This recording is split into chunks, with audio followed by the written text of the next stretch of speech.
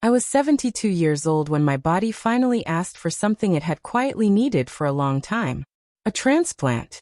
The doctor said it gently, the way people speak when they think age has already taken enough from you. My kidneys were failing. Not today. Not tomorrow. But soon enough that we had to prepare. I remember nodding, hands folded in my lap, thinking less about death and more about my son, Daniel. He was 24. Tall. Kind in the distracted way young men are when they believe time is endless. I had carried him for 9 months. I had screamed his name into a hospital pillow. I had watched his first breath tremble into the world. So when the transplant coordinator suggested immediate family testing, it felt almost comforting. Your son is the best place to start, she said. Of course he was. Daniel agreed without hesitation. He hugged me in the parking lot and joked that after this, I'd owe him big time. I laughed. A small laugh. The tired kind. I went home believing the hardest part was already behind me. 3 days later, the hospital called. Not Daniel. Not the transplant team. A genetics counselor. Her voice was careful. Too careful. As if every word had glass edges. Mrs. Harper, she said, we need you to come in. There's something in the results we need to discuss in person. I remember staring at the phone long after the call ended. Not fear.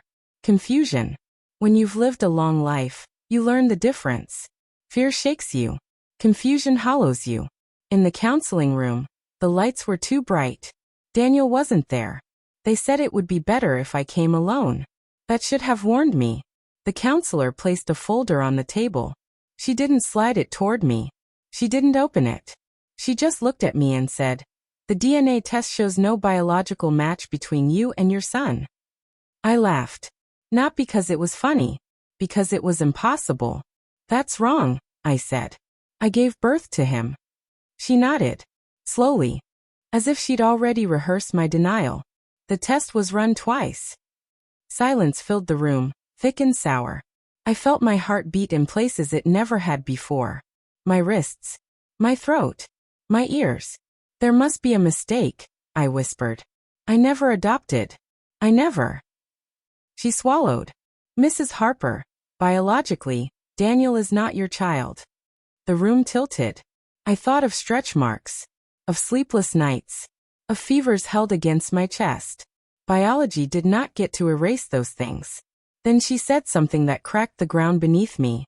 There's more. Of course there was. She explained it carefully. Hospital records from 24 years ago. A flagged inconsistency. A delivery log that didn't match my chart. A bracelet number that appeared twice that night. 2 babies. 1 missing. My hands began to shake. I asked the question before my mind caught up to it. If he's not mine, I said, where is my baby? The counselor hesitated. That hesitation told me everything. We believe, she said. Your biological child was transferred out of the hospital system, possibly placed in an orphanage. I didn't cry. I didn't scream. I went very still, because somewhere between the word orphanage and the sound of my own breathing, a memory surfaced. My husband, standing beside my hospital bed, holding Daniel for the first time, and the way his hands were shaking. I had thought it was joy. Now 24 years later, I understood. It had been fear. And that was the moment I realized. The DNA test hadn't exposed my son. It had exposed my husband. I didn't confront him that night. I didn't ask a single question. Because before I spoke to my husband, I needed to find out what else he had buried with my child. I didn't go home after the hospital. I sat in my car with the engine off, hands on the steering wheel, watching people move in and out of the emergency entrance. Stretchers. Flowers. Coffee cups. Life continuing with cruel confidence. 24 years. That number echoed louder than my pulse. For 24 years, I had packed lunches, stitched costumes, sat through parent-teacher meetings, prayed beside a bed during fevers. Every memory now felt like a photograph with the wrong name written on the back. And yet, Daniel's face still lived inside my chest. Love does not vanish just because truth arrives late. I drove home slowly, as if speed might shatter something fragile inside me. My husband, Richard, was in the living room when I arrived. Same chair. Same lamp. Same quiet man who had slept beside me for decades like a shadow that learned how to breathe. You're back early, he said. I watched his face while he spoke. Not his eyes. His mouth. People forget to control that. No traffic, I replied. A lie. My first one.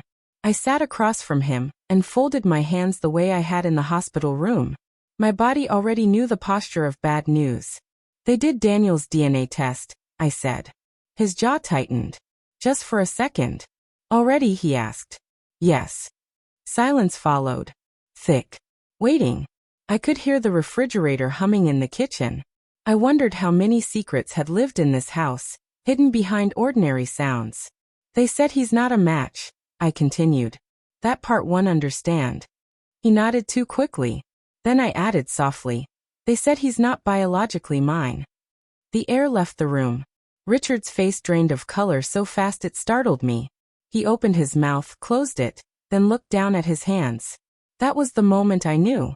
Not suspected. Not wondered. Knew. You were there, I said. The night I gave birth. He swallowed. You held him before I did. His hands began to tremble, the same way they had all those years ago. Say something, I whispered.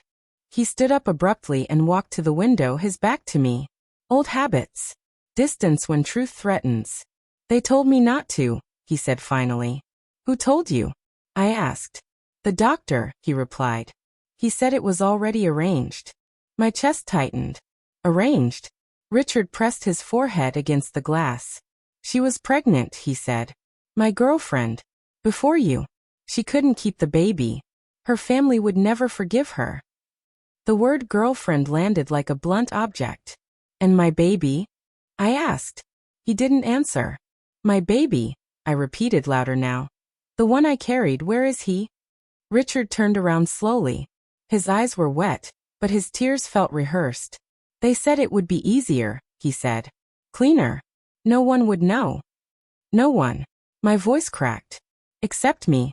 Except the child. He was taken to a state orphanage, Richard whispered. Across county lines. New name. New records. My ears rang. You watched me bleed, I said. You watched me hold another woman's child and call him mine. I loved you, he said. I laughed then. A sharp, broken sound. You loved yourself, I replied. That night, I slept in the guest room. Not because I was afraid of him, but because I was afraid of what I might say if I stayed. Because somewhere out there, a grown man was living a life that should have been his. And I didn't know his name, his face, or whether he hated the woman who never abandoned him. The next morning, I made a phone call to the orphanage listed in my medical file. They put me on hold. And when the line finally clicked back on, the woman said something that made my blood run cold. Mrs. Harper, she said carefully. That orphanage burned down 18 years ago. If the building was gone, then where did my son go? Because someone had erased him once. And I was starting to realize they might have done it twice. The orphanage burning down should have ended the trail. Instead, it lit something inside me. I drove there the next day. Not because I expected to find answers, but because grief needs a direction or it turns inward and eats you alive. The building was gone. In its place stood a grocery store, bright and careless, shopping carts rattling where cribs once stood. I sat in my car and watched a woman load milk into her trunk, wondering how many mothers had cried on this exact ground. Inside the store, no one remembered the orphanage. Or maybe they pretended not to. People are very good at that. I went back to my car and called the county records office. The woman on the line sounded bored, until I gave her my name. Then she paused. Hold on, she said. That pause again. I was beginning to hate pauses. She came back with a different tone. Lower. Guarded. Mrs. Harper, some adoption records from that period were sealed after a fire. Others were relocated. Relocated where? I asked. Another pause. Federal storage, she said. Due to an investigation. My fingers tightened around the phone. What investigation? I'm not authorized to say. Of course she wasn't. That night I couldn't sleep. I kept seeing two babies in my mind. One placed gently into my arms. The other carried away, unnamed, unkissed. Around 3 in the morning, I went into the study. Richard's old filing cabinet sat against the wall, untouched since his retirement. I had never opened it. Marriage teaches you what not to ask. I pulled out a drawer. Then another. Insurance forms. Tax records. Old warranties. And then at the back, a thin envelope. No return address. Inside was a photocopy of a hospital consent form. My consent form.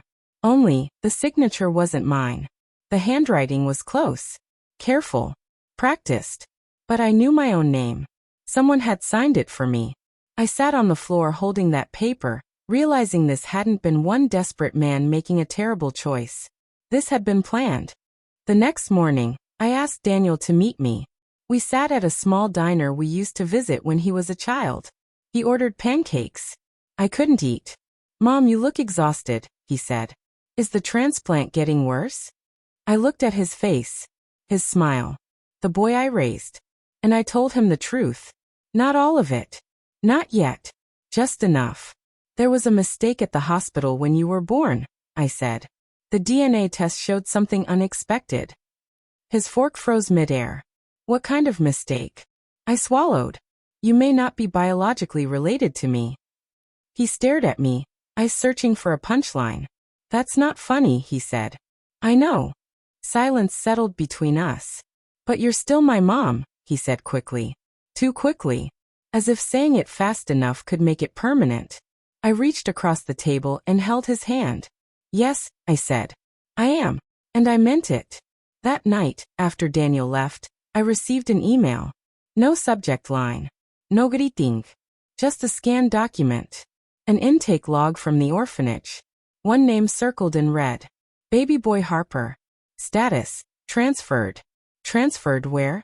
Then I saw the note at the bottom. Requested by private donor. My donor number was listed.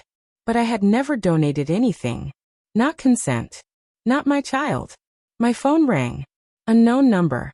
When I answered, a man's voice said, "Mrs. Harper, you're asking questions you were never meant to ask." My heart pounded. "Who is this?"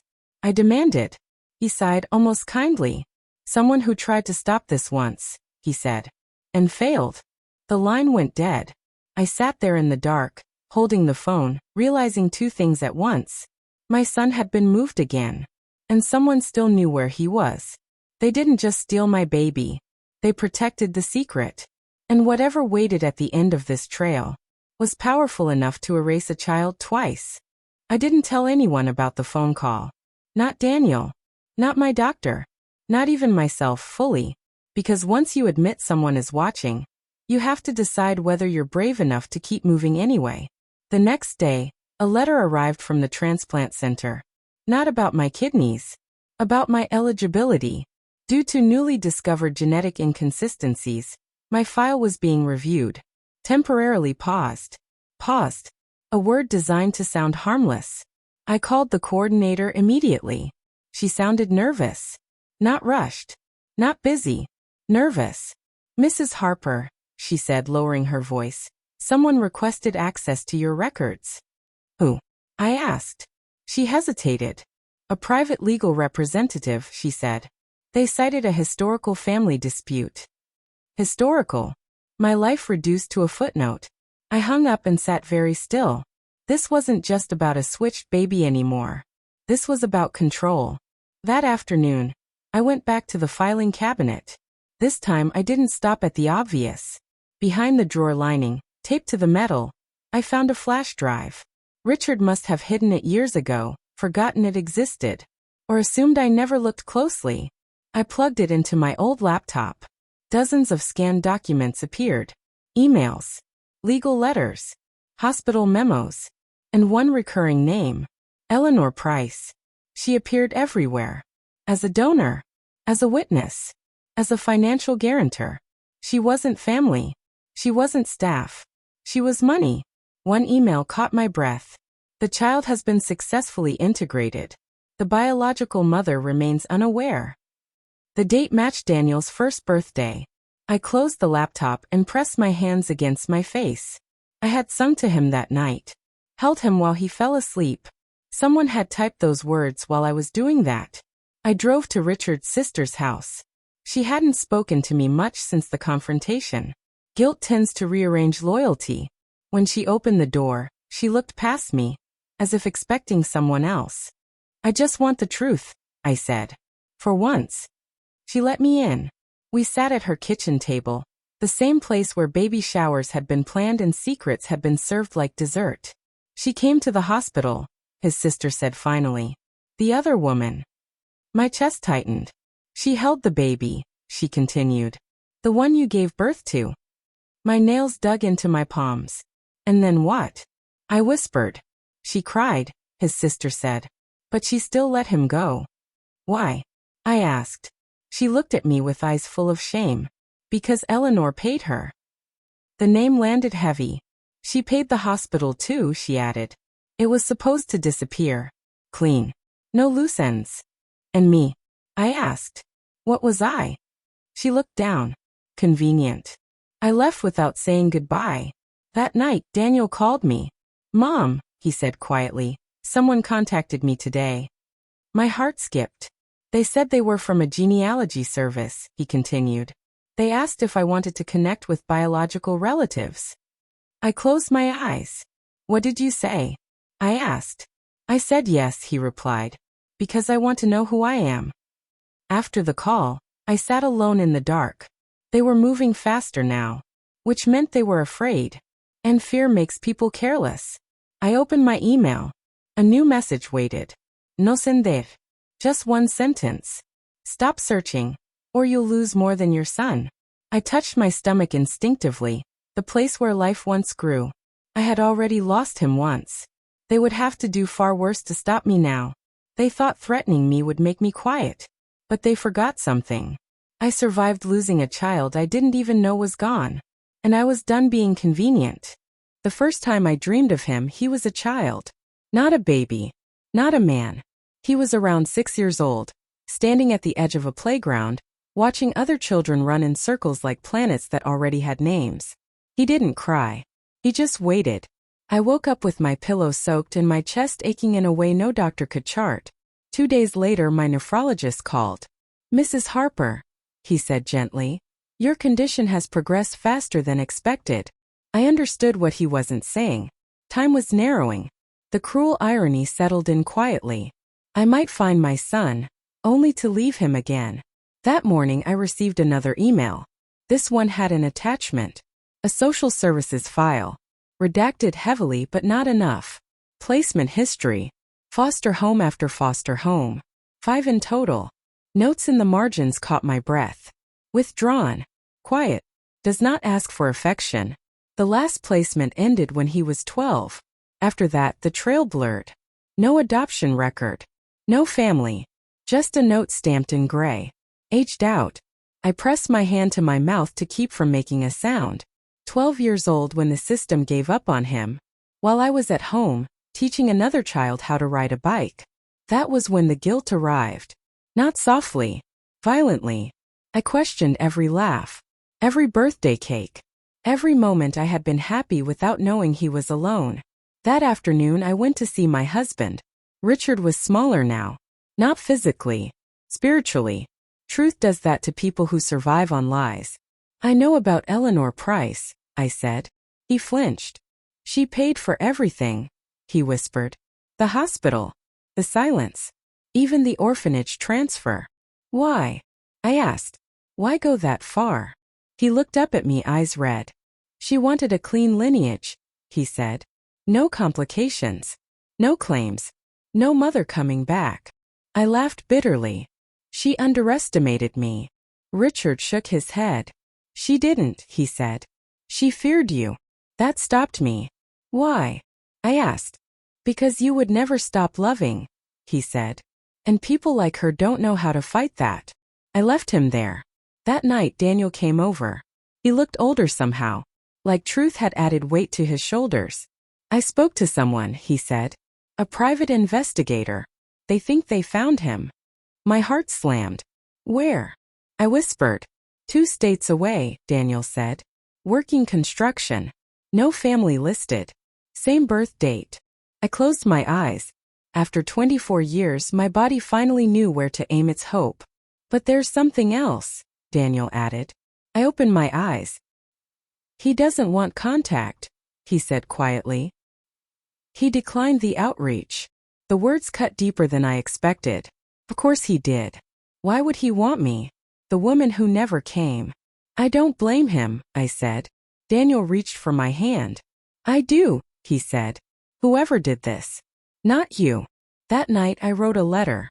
Not to him. To myself. I wrote everything I never got to say. Every apology. Every explanation. Every moment of love that had nowhere to land. I sealed it and placed it in my drawer. If he ever came looking, I wanted to be ready. The next morning my phone rang. Unknown number. I answered. A man's voice said, "She's panicking." Who? I asked. Eleanor, he replied. You've moved faster than she expected. My pulse quickened. And my son? I asked. A pause. He's closer than you think, the man said. But she's deciding what to do about you first. The line went dead. I sat there understanding the truth at last. This was no longer about the past. This was about who would survive the truth coming out. And whether I would live long enough to see my son's face. I thought finding him would be the hardest part. I was wrong. The hardest part was realizing someone might make sure we never meet. When you reach a certain age, people mistake your silence for weakness. They forget silence can be preparation. I didn't tell Daniel about the phone call. Not yet. Hope is fragile, and I had learned how easily it can be crushed by people with money and reach. Instead, I did something Eleanor Price would never expect from a dying old woman. I asked for help. Not from lawyers. Not from police. From a woman named Marjorie Klein. She used to work in hospital administration back when I gave birth. I remembered her because she had held my hand while I was shaking after labor. A small kindness. Forgotten by most. She remembered me immediately. You lost weight, she said softly when we met. So did my life, I replied. I told her everything. The switched records. The forged consent. The orphanage fire. Eleanor's name. Marjorie didn't interrupt. She just listened, jaw tightening inch by inch. When that fire happened, she said slowly, a lot of people were paid to forget. My heart thudded. But some of us didn't, she added. She slid a folder across the table. Inside were copies of internal memos, incident reports, names I hadn't seen before, and one phrase circled in blue ink. Liability mitigation through donor influence. Eleanor again. She made donations large enough to rewrite reality, Marjorie said. But she missed something. What? I asked. Paper ages, she replied. Guilt doesn't. That night my health dipped. I woke up in the hospital, IVs in my arms, machines counting things I tried not to think about. Daniel was there. You scared me, he said, voice tight. I'm still here, I replied. For now. The transplant team told me I was being placed on a provisional list. Not ideal, but not hopeless. As they left, a nurse lingered behind. She leaned in close and whispered, Someone's been calling about you. My breath caught. Who? I asked. She glanced at the door. A woman, she said. Very well dressed. Very determined. She keeps asking if you're stable. I closed my eyes. Eleanor was watching the clock. Later that evening my phone buzzed. A message from the private investigator Daniel had hired. He agreed to meet. My heart nearly stopped. No name. No explanation. Just a time. A place. A diner near the highway. I stared at the screen, afraid to breathe. Daniel looked at me, reading my face. Is it him? He asked. I nodded. He smiled, then hesitated. Do you want me there? He asked. I thought carefully. Yes, I said. But not at first. Because this meeting wasn't about biology. It was about truth. The next morning, someone left flowers in my hospital room. No card. No note. Just white lilies. Funeral flowers. The message was clear.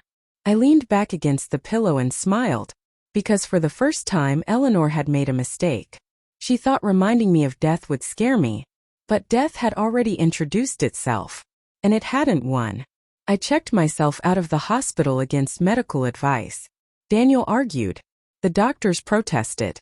I signed the papers anyway. Some meetings cannot wait. As we drove toward the diner, my hands trembled. Not from fear. From anticipation. 24 years ago, someone decided my story for me. Today, I would speak directly into the face of what they had stolen. I thought the diner would be the end of the mystery. I didn't know Eleanor would show up there too, and that she wasn't coming to negotiate. The diner smelled like grease and burnt coffee. I noticed that first. How ordinary it was. How unfairly normal a place could be for something that would change so many lives. He was already there. Sitting in a corner booth, back straight, hands wrapped around a mug he wasn't drinking from. My son. Not the one I raised. The one I lost. I knew him instantly. Not because of his face, but because of the way he watched the door. Alert. Expecting disappointment. Daniel stopped walking. That's him, he whispered.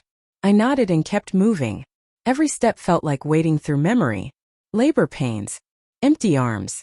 24 years of silence compressed into 12 feet of linoleum. I stopped in front of the booth. He looked up. Our eyes met. Something passed between us. Not recognition. Not relief. Something older. He stood slowly. You're her, he said. Not mom. Not mother. Her. Yes, I replied. I am. He exhaled through his nose, a short laugh with no humor. Figures, he said. You look normal. That one word cut deeper than any accusation. I don't know what you want, he continued. I didn't ask for this meeting. I know, I said. I asked. He slid back into the booth, gesturing for me to sit if I wanted. I didn't. I won't stay long, I said. I just needed to say something where you could hear it. He folded his arms. Go ahead. I didn't give you away, I said. I didn't abandon you. I didn't choose another child over you. His jaw tightened. That's convenient, he replied. I would think so too, I said. If I were you. Silence hung heavy. I was told my mother didn't want me, he said quietly. That she signed papers and disappeared. My chest tightened. Those papers were forged, I said. By people who were afraid of me. He looked up sharply. Afraid of what? Of love that doesn't disappear, I answered. Before he could respond, the bell above the diner door rang. I didn't need to turn around. I felt her. Eleanor Price walked in like she owned the building. Tailored coat. Perfect posture. Eyes sharp enough to calculate suffering. She stopped when she saw us together. For the first time she hesitated. Mrs. Harper, she said coolly. This is inappropriate. I turned slowly. You don't get to decide that anymore, I replied. She looked at my son. Really looked. Then she smiled. Look at you, she said to him. You turned out well considering. He stiffened. Do you know her? He asked me. She's the reason we're sitting here, I said. Eleanor stepped closer. This doesn't have to get messy, she said. We can still control the narrative. The word control echoed. I'm dying, I said calmly. What leverage do you think you have left? Her smile faltered. I have lawyers, she said. Money. Influence. I leaned in. And I have records, I whispered. And witnesses who finally remembered. Her eyes widened. You wouldn't, she said. I already did, I replied. My son stood up. What is she talking about? He demanded. Eleanor looked between us, calculating again. Then she made her final mistake. She's not your mother, she said sharply. She never was. I watched my son's face change. Not toward me. Toward her. You stole me, he said slowly. Eleanor's lips parted. I gave you opportunity, she replied. You took my life, he said. The diner had gone quiet. Everyone was listening now, including Daniel standing at the door. I felt dizzy suddenly. My knees weakened. Daniel rushed forward. Mom, he said. I smiled at him. Whatever happens next, I whispered. Remember this moment. Because in that moment my son reached for me. Not in forgiveness. Not in love. But in recognition. And sometimes that is where everything begins. I thought confronting Eleanor would be the end. I didn't know the ambulance siren would come next. And that my final choice would decide which son I saved and which truth survived. I woke up to white. Not the clean white of hospital walls. The exhausted white of a body that had fought all night. Machines whispered around me. A steady beeping. Proof that I was still here. For now. Daniel sat on one side of the bed. My son stood on the other. Not touching. Not speaking. But staying. The doctor explained later that my body had finally protested. Stress. Shock. Time catching up all at once. They stabilized me, but there was no pretending anymore. We need to move quickly, he said. If a donor becomes available. Daniel squeezed my hand. I'm here, he said. Whatever you need. I turned my head slowly. The other man watched me with guarded eyes. Older now. Harder. A lifetime of unanswered questions carved into his face. I won't ask, I said softly. You don't owe me anything. He swallowed. I read the files, he said. Everything you sent. I nodded. They lied to me, he continued. About you. About why I was alone. My throat tightened. I know, I whispered. He hesitated, then reached into his jacket and pulled out an envelope. The letter, he said. The one you wrote to yourself. I stared at it. I found it, he said. In the investigator's file. He thought I should have it. I closed my eyes.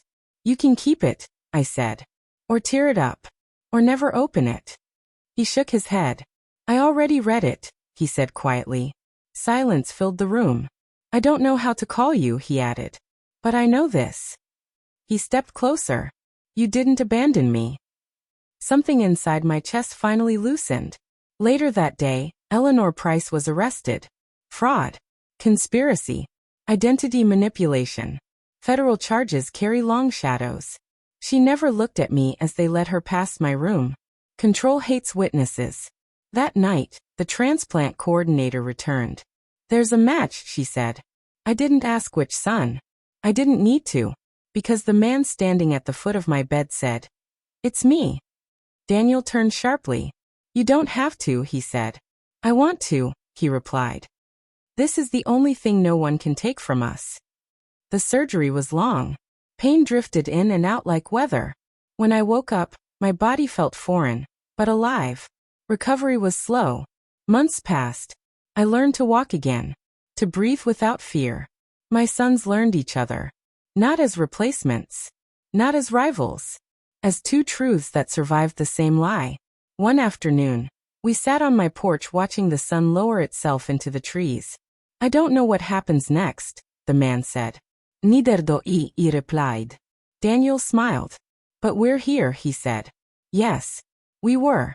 And sometimes after a lifetime of stolen choices, that is justice enough. They thought switching babies would erase a mother. But love has memory. And truth always finds its way home.